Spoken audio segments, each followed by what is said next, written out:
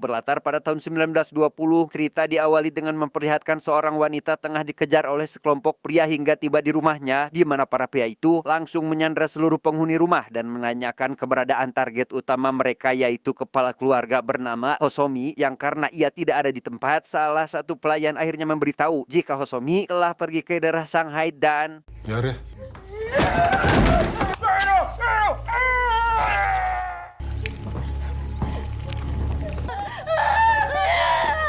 putra tunggal Hosomi bernama Sinta yang berhasil bersembunyi di bawah rumahnya hanya bisa pasrah saat mendengar bagaimana keluarganya itu dihabisi, dan sebelum para pria itu menemukan keberadaannya, ia pun segera melarikan diri dan bersembunyi di sebuah gubuk yang terletak jauh di dalam hutan.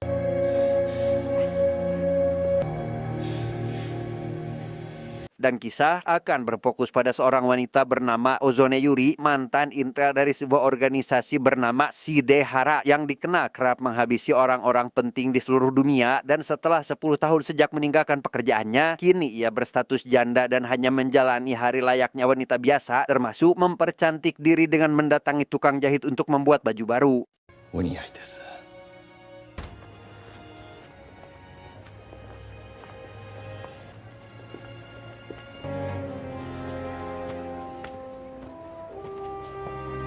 Dia bernama Iwami, seorang konsultan sekaligus teman Yuri yang malam itu mendatangi kafe atau tempat tinggal Yuri. Ia datang membawakan dorayaki untuk Yuri dan para rekan kerjanya, yang di sana ia melihat salah satu pekerja kafe bernama Naka sedang membaca koran berisi pembantaian keluarga Hosomi dengan pelaku bernama Unimatsu. Namun ia merasa hal itu janggal karena pelakunya dikabarkan melakukan bunuh diri setelah melakukan pembantaian tersebut. で、ゆりさんは？今平岡組の5代目がお見えで。 Di sana Yuri sedang bersama seorang pria bernama Hiraoka datang untuk memberitahu bahwa ayahnya atau Kunimatsu yang dikabarkan membantai keluarga Hosomi sebenarnya tidak melakukan hal tersebut. Oleh karena itu, ia meminta Yuri memastikan kebenaran dan pergi ke daerah Chichibu keesokan harinya.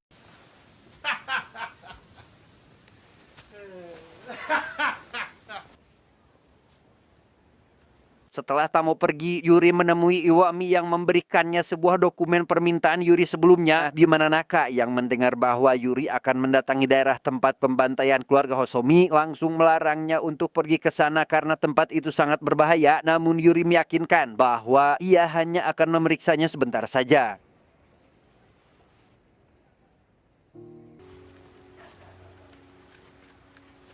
Keesokan harinya Yuri memutuskan pergi ke daerah Chichibu dengan menaiki kereta api, dan sesampainya di sana ia melihat rumah di tengah hutan dengan kondisi luluh lantak seolah pernah terjadi sesuatu, yang setelah mendekati rumah tersebut ia menemukan selongsong peluru di depan pintu. Hingga tak lama kemudian Yuri menyadari kedatangan sekelompok pria ke rumah tersebut membuatnya segera pergi dari tempat itu.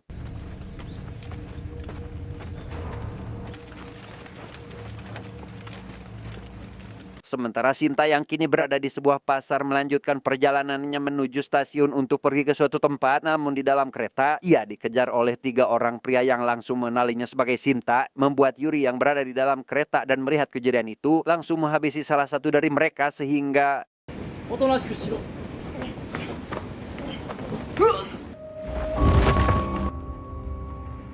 melihat rekannya berhasil dihabisi, para pria itu langsung menyerang Yuri secara bergantian. Namun karena Yuri bukanlah wanita biasa, ia berhasil menghabisi mereka satu persatu dengan mudah. Dan di saat Yuri menyadari bahwa jumlah pria berseragam semakin banyak, ia pun menarik tangan Sinta untuk melarikan diri dan memutuskan melompat dari kereta.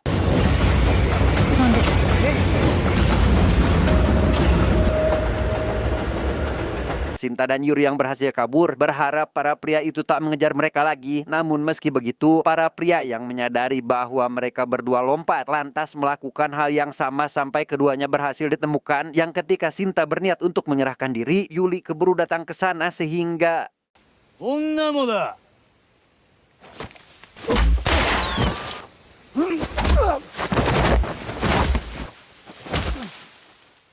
Setelah berhasil menghabisi kedua pria itu, Yuri mengenali senjata yang mereka gunakan rupanya milik tentara angkatan darat, sementara Shinta yang merasa para pria itu mirip dengan orang-orang yang membantai keluarganya tampak ingin menembaki para tentara tersebut namun tidak berani, di mana Yuri yang juga mengenali senjata milik Shinta lantas bertanya dari mana ia mendapatkannya hingga Shinta pun menjawab jika ini adalah pemberian sang ayah untuk menjaga diri.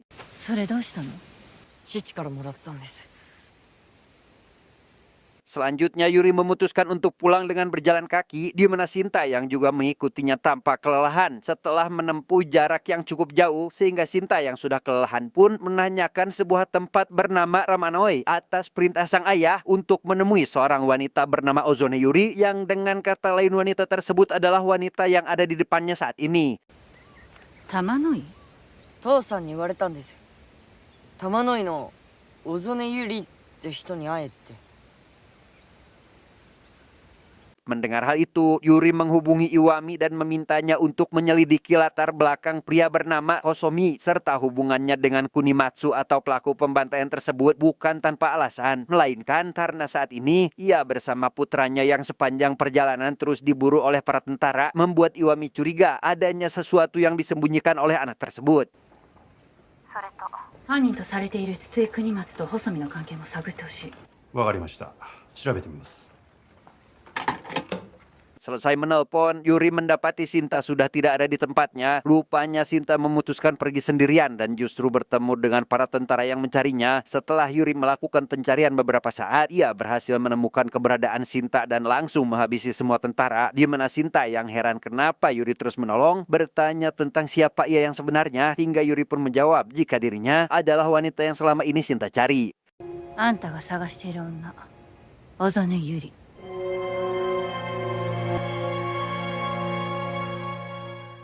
Selanjutnya, Shinta dan Yuri menggunakan mobil milik para tentara untuk kembali ke Tamanoi. Yang di perjalanan itu, Yuri menanyakan alasan ayah Shinta kenapa harus menemuinya. Namun Shinta menjawab, ia tidak tahu karena sang ayah tidak pernah memberitahukan apapun. Hingga tak lama, mereka mendengar suara dari radio mobil yang mengabarkan bahwa mereka berdua telah menjadi buronan para tentara.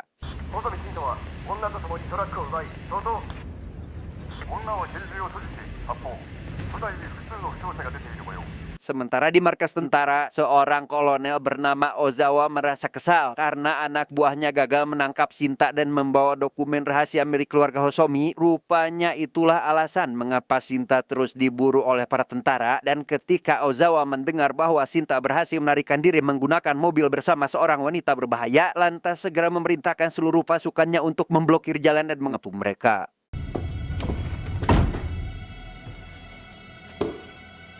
Gyoda から東京へつながるすべての街道を塞げ。はい。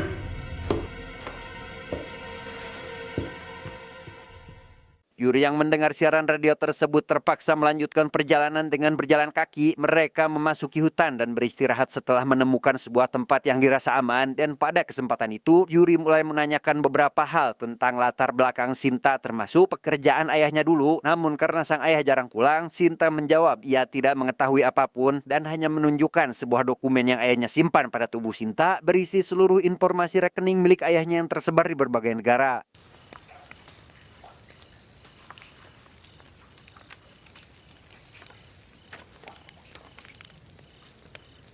Setibanya di sebuah gedung terbengkalai, Yuri meminta Shinta untuk menunggu di luar sementara dirinya akan masuk untuk memeriksa. Namun setelah tak menemukan hal menarik apapun di sana, Yuri kembali keluar dan mendapati Shinta sedang ditanya oleh seorang pria yang rupanya pekerja di tempat itu.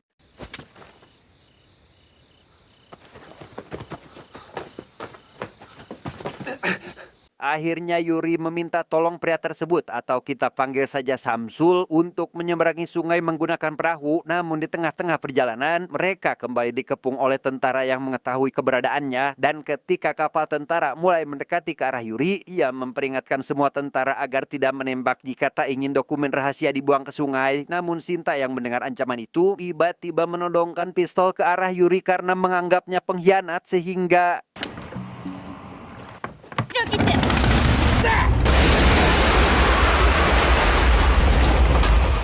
Ya, rupanya itu hanyalah sebuah sandiwara saja.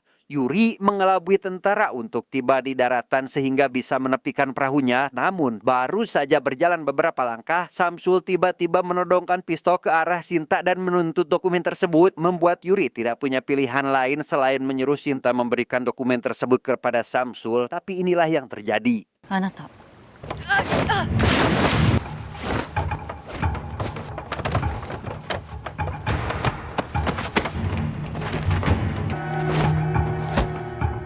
Samsul yang mengenal Yuri mengaku jika ia merupakan juniornya dari organisasi Shidehara sehingga dipastikan Samsul memiliki teknik bertarung yang sama dan mampu mengimbangi kemampuan Yuri sampai akhirnya Samsul pun meninggalkan Yuri dan membawa semua dokumen rahasia milik Sinta yang telah dicurinya.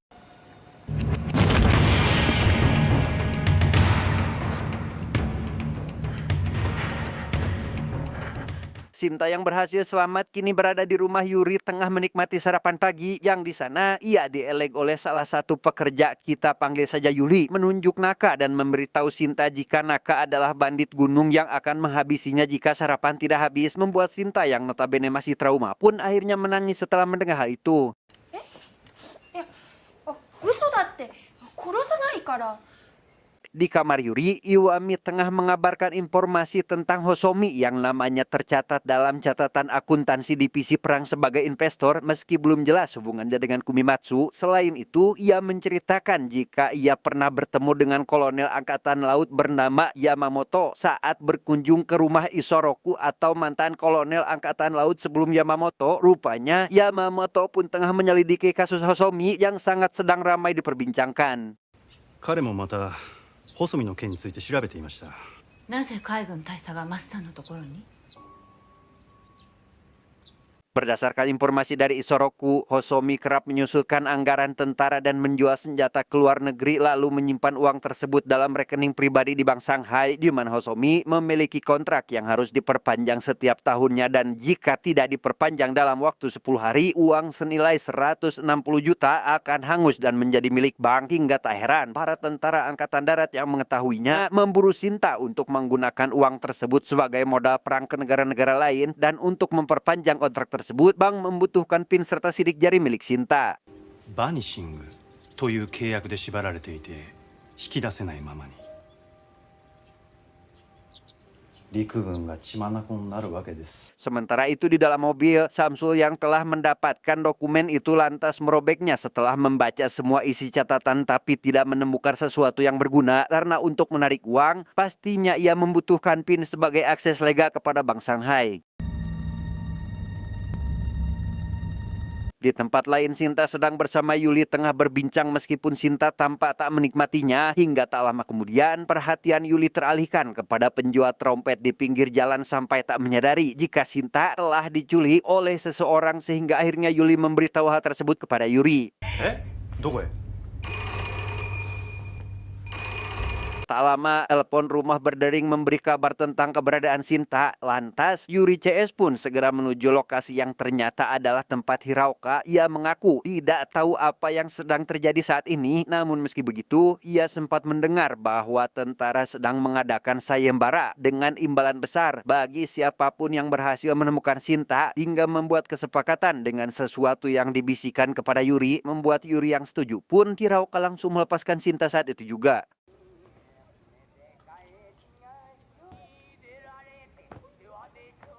それで手を打ちましょう ゆりさんに返して差し上げて。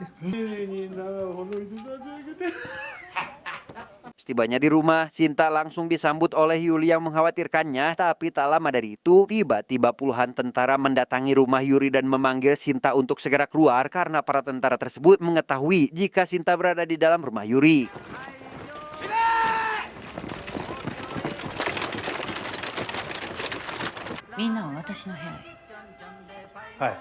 Yuri menghampiri para tentara dengan tenang dan mengatakan bahwa dokumen itu telah dicuri, lalu meminta para tentara untuk segera pergi jika tak memiliki urusan lain, di mana para tentara yang kekeh ingin membawa Sinta dan menangkap Yuri mengatakan jika Yuri adalah anggota agen Shidehara, sosok yang telah menghabisi semua orang, yang ketika pembicaraan tengah berlangsung tiba-tiba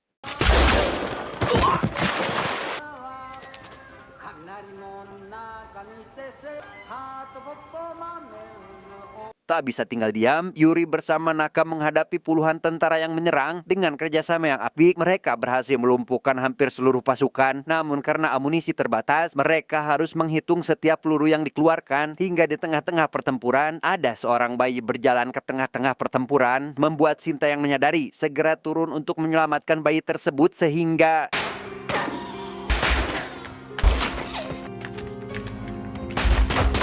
setelah menyelamatkan bayi itu, Yuri mendekati Iwami untuk memberikan perlindungan kepada mereka. Namun ketika ia mengiring Iwami kembali memasuki rumah, tiba-tiba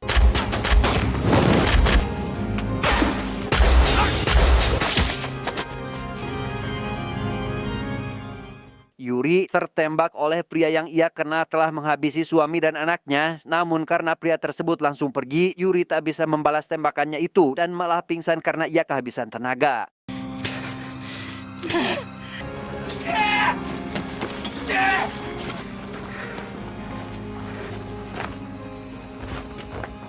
Dengan bantuan kedua rekannya, peluru yang berada di dalam punggung Yuri akhirnya berhasil dikeluarkan, di mana Sintayong melihat hal itu merasa kasihan atas pengorbanan Yuri yang telah melindunginya selama ini. Hingga pada waktu senggang tersebut, Iwami meminta Sinta untuk menunjukkan semua yang ia bawa. Barangkali terdapat pin yang selama ini dicari oleh para tentara.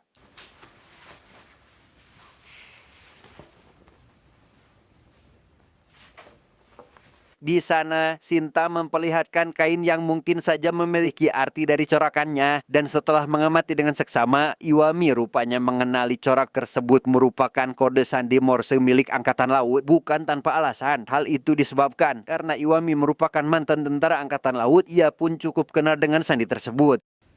解ける やってみます。 Setelah cukup lama, akhirnya Iwami berhasil memecahkannya namun tak menemukan pin apapun dalam kain tersebut, melainkan sebuah alamat yang ia yakini pinnya berada di alamat tersebut. Hingga Yuri yang sudah pulih pun mengajak Iwami dan Sinta untuk mendatangi tempat itu di keesokan harinya. そこに行ってみましょう。 Singkat cerita, esok hari pun tiba. Pak Yuri CS bersiap pergi menuju ke alamat sesuai petunjuk, di mana Iwami yang melihat menyusul karena ada keperluan dengan Yamamoto, justru malah disergap oleh sekelompok pria hingga mereka menculiknya. Sementara Yuri dan Sinta mulai merasakan ada seorang yang tengah mengikutinya, yang rupanya sosok itu memiliki kemampuan berpindah tempat dengan sangat cepat, membuat Yuri kewalahan dan kehilangan kendali sehingga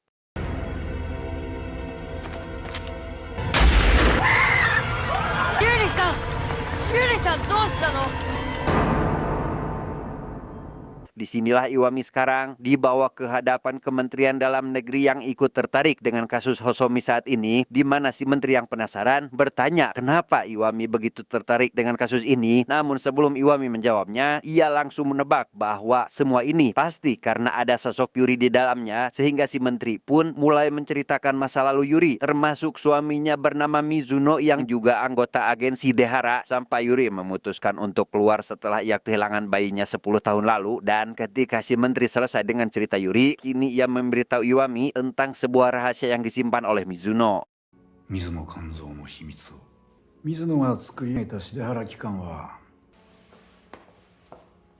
Di atas perahu, Sinta menanyakan apa yang sedang dipikirkan oleh Yuri saat ini, di mana Yuri menjawab jika ia sedang memikirkan Mizuno atau suaminya yang ia cintai dan kerap berpesan untuk selalu berpakaian rapi ketika akan menghabisi seseorang. Namun meski Sinta sempat berpikir jika Mizuno aneh, ia merasa tertarik untuk bertemu dengan Mizuno, hingga Yuri mengatakan jika suaminya itu sudah meninggal. 僕も会ってみたいな。死んだわ。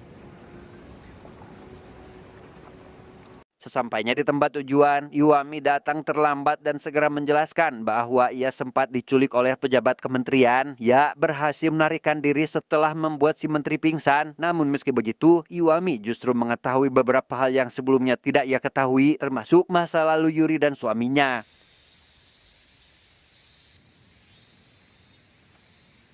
Selanjutnya Yuri CS tiba di sebuah kuil sesuai alamat pada kain yang di sana penjaga kemudian meminta identitas Sinta untuk mengambil abu ibunya yang berisi pin di dalamnya, dan ketika Sinta memberikan foto keluarganya, Yuri sempat terkejut karena ayah Sinta dalam foto ternyata Mizuno atau suaminya sendiri. Lantas ia pun segera keluar karena tak sanggup dengan kenyataan yang membuatnya merasa dibohongi. あなたのお母様ですよ。 Melihat hal itu, Iwami segera menyusul Yuri yang akhirnya mengaku bahwa ia sudah menduganya sejak dari Kementerian Dalam Negeri, di mana Yuri yang merasa dibohongi karena Mizuno telah memasukkan kematiannya merasa sedih apalagi diminta untuk menjaga anak sambungnya tanpa penjelasan. Namun Iwami yang mengerti dengan tujuan Mizuno mengatakan jika semua itu dilakukan demi tujuan yang lebih besar, yaitu menghindari perang dan membangun kekuatan negara melalui jalur ekonomi yang ia jalani seorang diri. であの子を私に託すのよ。本当に勝手な人。水野は死んでいなかった。 Sejenak kita akan dibawa mundur pada saat Sinta memasuki gubuk tua di awal film. Di sana ia menemui Kunimatsu untuk mencari perlindungan, dan tak lama Hosomi datang yang langsung memakaikan kain dan dokumen penting itu pada tubuh Sinta lalu memintanya untuk segera pergi menemui Ozone Yuri di Tamanoi tanpa memberitahu alasan dan apa yang terjadi saat ini. 狙ったら躊躇するな。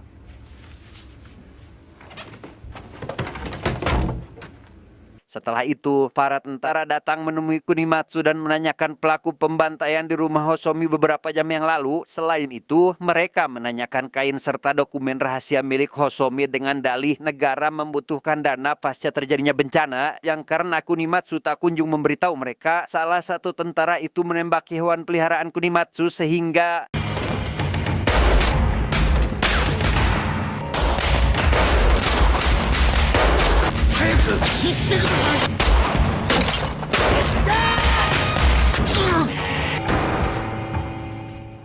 Hosomi yang masih bertahan hingga tengah malam akhirnya terkepung oleh puluhan tentara yang baru berdatangan. Di hadapan para tentara itu, ia berkata bahwa negara tengah mengalami krisis dana yang jika terus berperang, bangsa ini hanya akan saling menyerang dan saling menghancurkan, sehingga ia memutuskan untuk mengakhiri hidupnya di tempat itu. Mendengar cerita dari Iwami, Yuri tak kuasa menahan kesedihan atas perjuangan suaminya yang ia salah pahami, dan tak lama Sinta datang dan bertanya mengapa Yuri menangis, di mana Yuri yang mendekatinya lantas mengambil pistol pemberian ayah Sinta dan mulai mengajarinya cara menembak agar kelak ia berani untuk melawan musuh.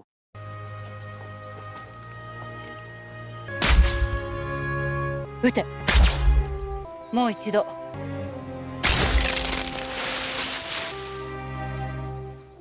Keesokan harinya, Iwami mendatangi Yamamoto di kantornya untuk membuat kesepakatan. Ia meminta perlindungan untuk Sinta dan berjanji untuk tidak melakukan perang dalam jangka waktu 10 tahun. Dengan itu, Iwami akan membagi setengah uang tersebut dengan pihak Angkatan Darat. Namun Yamamoto menolak dan ingin mengambil seluruh uang itu hanya untuk Angkatan Laut saja. Yamamoto 大佐の大義とは? 君の知ったことか。 Sementara itu, Sinta menghubungi Yamamoto untuk membicarakan soal perlindungan tersebut. Ia diminta untuk datang pukul 9 pagi dan menolak untuk menjemputnya, dan justru memerintahkan Yuri agar menjaganya selama perjalanan menuju Angkatan Laut. Bahkan Iwami sama sekali tidak diperbolehkan membantu mereka dengan alasan apapun.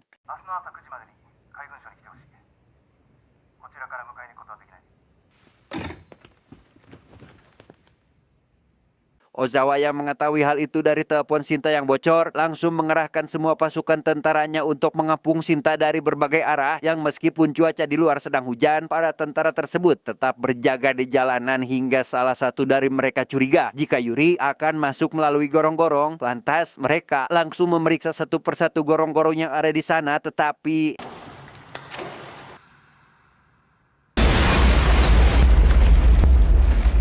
rupanya Yuri sudah memperkirakan hal itu dan sudah menyiapkan beberapa jebakan di sana, di mana ia memilih salah satu gorong-gorong di tempat yang tak akan para tentara sadari. Namun ketika Yuri menarik tangan Sinta, tiba-tiba Yuri-san!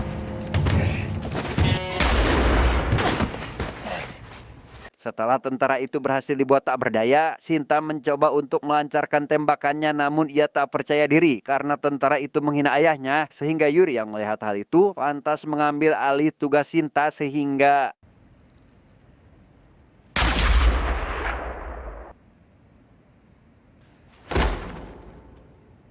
akhirnya Yuri dan Shinta berhasil bermalam di tempat aman yaitu di tukang jahit yang bisa kita lihat di awal film yang di sana Yuri menceritakan makanan kesukaan Hosomi dan membuat Shinta curiga jika mereka itu saling mengenal. Pada kenyataannya Yuri sendiri adalah istri Hosomi namun sampai saat ini Shinta tidak mengetahuinya. ガリバルディビスケット、ボンボンアラリキュール、どれも父さんが好きだったお菓子だ。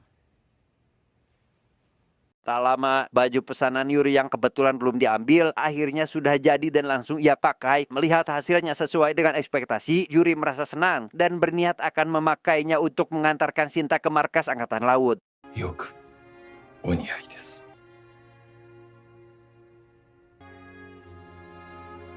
Selanjutnya, Yuri memutuskan untuk melanjutkan perjalanan sebelum fajar menyingsing di mana kabut yang begitu tebal dan jarak pandang terbatas membuat Yuri kesulitan dalam melihat musuh dan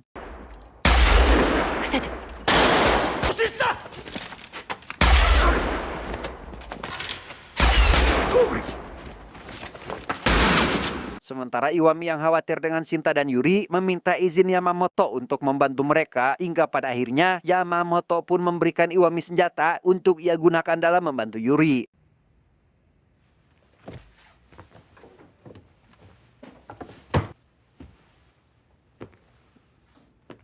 Setelah berjalan cukup jauh, Yuri bertemu dengan Naka dan Yuli untuk ikut membantu Shinta dalam perjalanannya. Mereka memutuskan untuk mengalihkan perhatian musuh sehingga Shinta dan Yuri bisa melanjutkan perjalanannya sehingga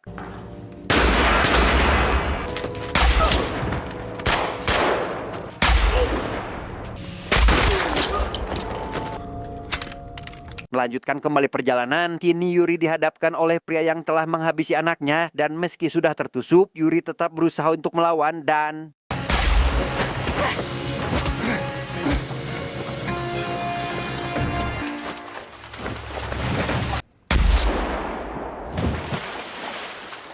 berhasil tiba di gerbang tentara angkatan laut. Yuri melihat banyak tentara angkatan darat yang menghalangi gerbangnya, di mana Ozawa yang melihat Yuri tampak kewalahan menyarankan agar Yuri menyerah saja dan tak lama bantuan pun datang dari Iwami sehingga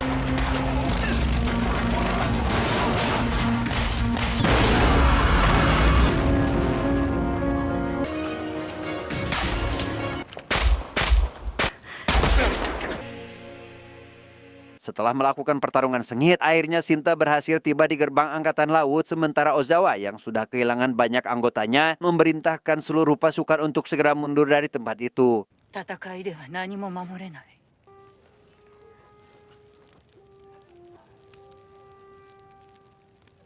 Di sana, Yamamoto yang resmi akan mendapatkan uangnya berjanji untuk menjaga Shinta dan menciptakan perdamaian serta menunda perang selama 10 tahun. Bahkan ia akan memikirkan bagaimana agar bangsa bisa bertahan tanpa harus menyerang negara lain.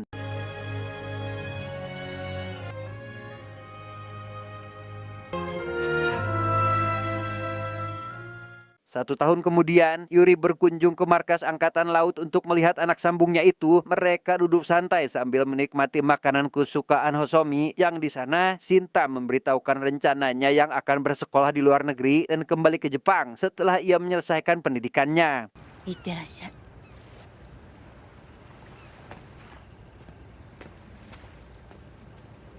Singkat cerita, Yuri dan Iwami sedang dalam kereta untuk melakukan perjalanan di mana Iwami yang sejak awal menyukai Yuri bermaksud menyampaikan tentang ketertarikannya itu, namun Yuri yang melihat seseorang mencurigakan di sana lantas memotong pembicaraan mereka dan Yuri-san.